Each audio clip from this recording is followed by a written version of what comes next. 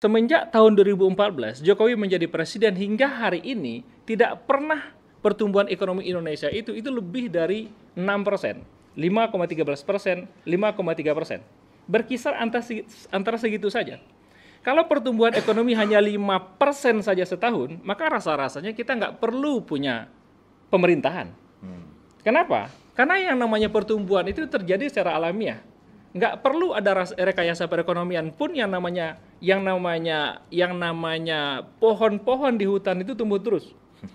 Yang namanya pisang itu sudah senantiasa menghasilkan buah. Coba tanam pisang sekarang, Bung Arief, coba lihat tahun depan, tumbuh lebih dari 5% atau kurang dari 5%? Mestinya lebih dari 5%. Iya. Alami terjadi. Secara alamiah gitu loh. Ikan senantiasa beranak pinak. Sapi, kambing, dan semuanya itu senantiasa tumbuh lebih dari 5%, walaupun dalam kondisi ketika misalnya nggak ada yang namanya rekayasa perekonomian. Pada akhirnya kita memiliki banyak sekali sarjana. Kita hari ini sudah memasuki masa yang disebut dengan masa bonus demografi.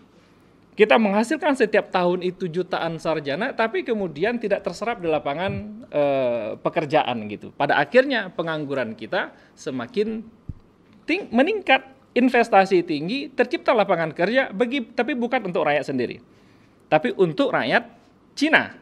Tentu kita tidak boleh mendiamkan. Kalau kita mendiamkan hal ini, pada akhirnya lama-lama yang berlaku di Indonesia ini hukum rimba. Sekarang saja hukum rimba sudah berlaku. Kaitan dengan kasus Rempang yang memang hari ini menjadi perhatian dunia nasional, bahkan juga barangkali menjadi perhatian dunia ini memang patut mendapatkan perhatian kita bersama.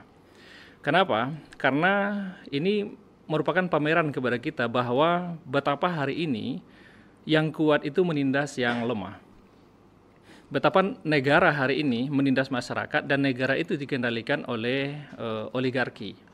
Jadi secara langsung apa yang terjadi di Rempang itu merupakan panen keberhasilan akibat salah satunya diakibatkan oleh disahkannya Undang-Undang Omnibus Law. Bukan hanya kejadian di Rempang, tapi juga terjadi letupan-letupan di banyak daerah di Indonesia. Kita mendengar terjadi letupan di Kalimantan Tengah, kita mendengar terjadi letupan di Gorontalo, yang terjadi apa? Chaos di tengah-tengah masyarakat gitu. Jadi hasil dari Undang-Undang Omnibus Law ini adalah terjadi pembelahan di tengah-tengah masyarakat. Masyarakat justru kemudian dengan undang-undang disebut untuk menghasilkan investasi itu, justru hasilnya investasi belum apa-apa, korban sudah berjatuhan. Investasi belum terjadi, yang konon katanya akan meningkatkan kesejahteraan masyarakat, akan meningkatkan kualitas perekonomian, yang ada justru masyarakat pada ditangkapin. Begitu fakta yang terjadi di Rempang, begitu fakta yang terjadi di banyak daerah di Indonesia gitu. Memang secara konseptual, investasi itu baru dikatakan investasi itu setidaknya jika memiliki 5 hal, Bung Arief. Yang pertama, investasi itu baru dikatakan investasi ketika dia meningkatkan pendapatan negara. Yang kedua, ketika dia mendorong pertumbuhan ekonomi. Yang ketiga, ketika dia menyerap lapangan kerja, kemudian meningkatkan kesejahteraan masyarakat serta meningkatkan nilai tambah perekonomian gitu. Nah, selama rezim Jokowi memang ada satu hal yang paling menjadi perhatian utama dia yang senantiasa dibangga-banggakan, apa yang disebut dengan PSN, Proyek Strategis Nasional. Proyek Strategis Nasional itu dikatakan proyek strategis nasional ketika nilai investasinya itu 200 miliar ke atas. Jumlahnya di Indonesia hingga tahun 2023 ini sudah mencapai 213 proyek strategis nasional. Secara nominal rupiah itu mencapai 4.000 triliun. Artinya ini jumlah yang sangat luar biasa. Kalau kita mendekati proyek strategis nasional dengan pendekatan investasi, apakah sudah memenuhi kriteria yang 5 tadi itu? Gitu. Apakah sudah memenuhi kriteria yang 5 itu? Yang pertama misal berkaitan dengan apakah PSN itu atau investasi itu sudah meningkatkan pendapatan negara? Tidak sama sekali. Kenapa? Karena justru selama rezim Jokowi ini justru terjadi semacam pemanjaan terhadap para investor dengan memberikan memberikan tax holiday, dengan memberikan amnesty tax, dengan memberikan kemudahan berusaha gitu.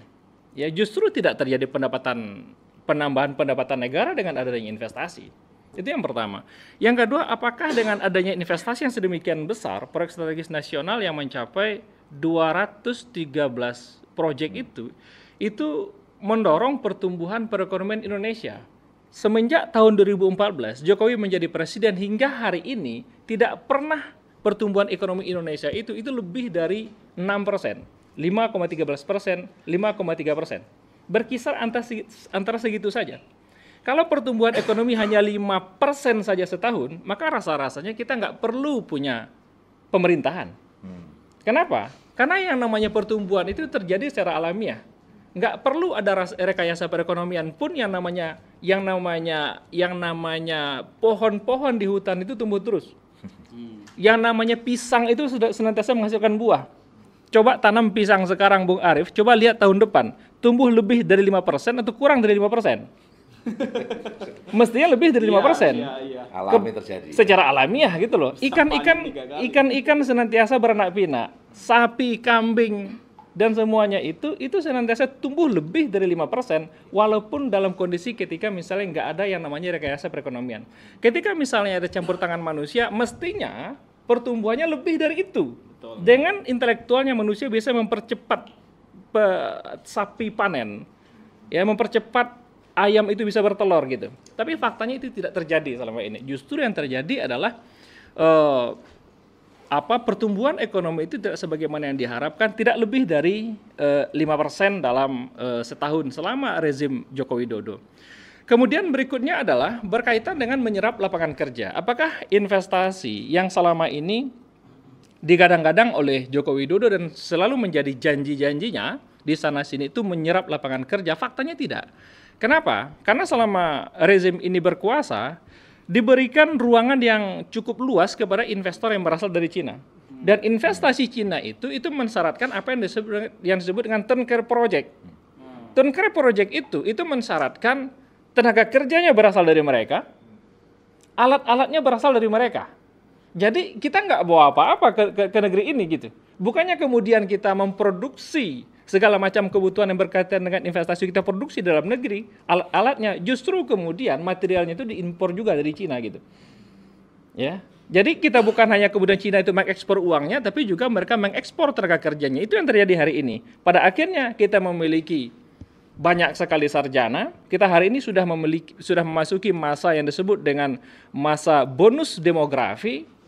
Kita menghasilkan setiap tahun itu jutaan sarjana, tapi kemudian tidak terserap di lapangan pekerjaan gitu. Pada akhirnya pengangguran kita semakin meningkat, investasi tinggi, tercipta lapangan kerja, tapi bukan untuk rakyat sendiri, tapi untuk rakyat Cina. Gitu. Kemudian berikutnya adalah berkaitan dengan apakah investasi itu meningkatkan nilai tambah perekonomian. Ini juga tidak. Kenapa? Karena investasi di Indonesia itu paling rajin investasinya adalah di sektor hulu. Di sektor primer. Investasi itu di sektor batu bara, di sektor nikel. Jadi yang kita ekspor itu apa? Nikel, batu baranya. Mestinya investasi itu meningkatkan nilai tambah. Kalau kita kaya akan nikel, mestinya nikel yang merupakan bahan mentah untuk membuat baterai itu, mestinya itu investasinya adalah dalam hal pengelolaan nikel menjadi baterai. Yang kita ekspor itu mestinya adalah baterai. Ya betul. Bukan nikelnya. Itu. Tapi yang terjadi sekarang enggak. Nikel ada dalam perut bumi Indonesia. Gitu, datangkan investor untuk mengeruk nikel itu. Terus kemudian hasilnya dibawa ke luar negeri. Itu yang terjadi. Begitu terjadi dengan batu bara, begitu juga terjadi dengan hasil kekayaan alam kita yang lain. Jadi investasi kita itu investasi yang tidak sama sekali meningkatkan nilai tambah perekonomian. Ya, jauh dari nilai tambah perekonomian.